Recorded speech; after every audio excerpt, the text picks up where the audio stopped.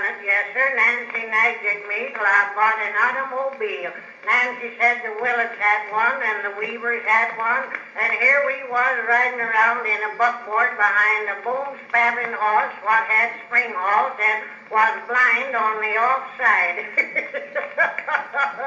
Well, I didn't hanker for that gasoline wagon, but in order to keep peace in the family, I sold 4 head of cattle, my oats and corn, 20 hogs, 10 ton of hay, and put a mortgage on the farm and bought an automobile. I picked it out of a mail order catalog and had the Farmers National Bank of Pumpkin Center send them the money. Well, in about a week it come to freight, and we got it unloaded, and Jim Lawson hauled it up to our front yard, and I think all Pumpkin Center turned out to see it. And Nancy ain't been as tickled over anything since her crazy quilt took a prize at the county fair as she was over that joy wagon.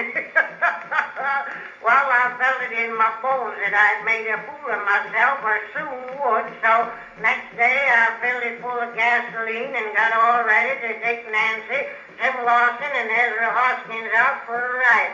I got out the book of rules, and the more I read it, the less I knew about the innards of that machine.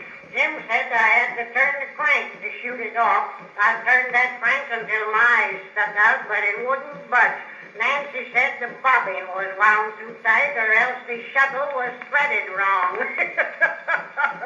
Ezra Hoskins said he thought maybe I didn't have the right kind of gasoline and wanted to sell me a barrel he had at the store. But that time, all of Pumpkin Center was there giving advice. Lige Willett said I ought to talk kind to it and offer it some oats. Hank Weaver said maybe I ought to lead it around for a spell until it got to know me.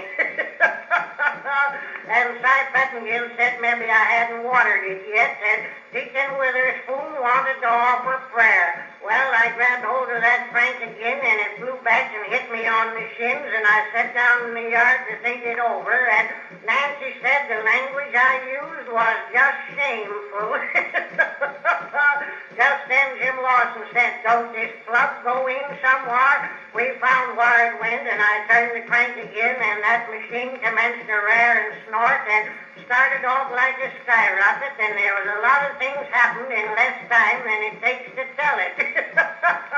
That machine started off across lots and took everything with it. It run over Hank Weaver's dog, tore a hole through Willett's picket fence, knocked over Cy Pettingill's beehives, and kept right on a-going. While I worked every lever that machine had, and every one of them made it go faster.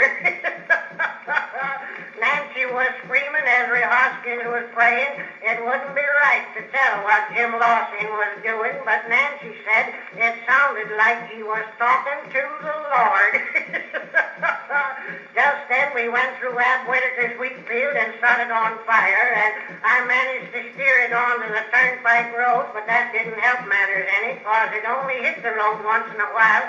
It tore down the toll gate, ripped out one side of the covered bridge, and started off through Jake Fisher's pasture. It killed 4 sheep and a calf, and then run into a haystack.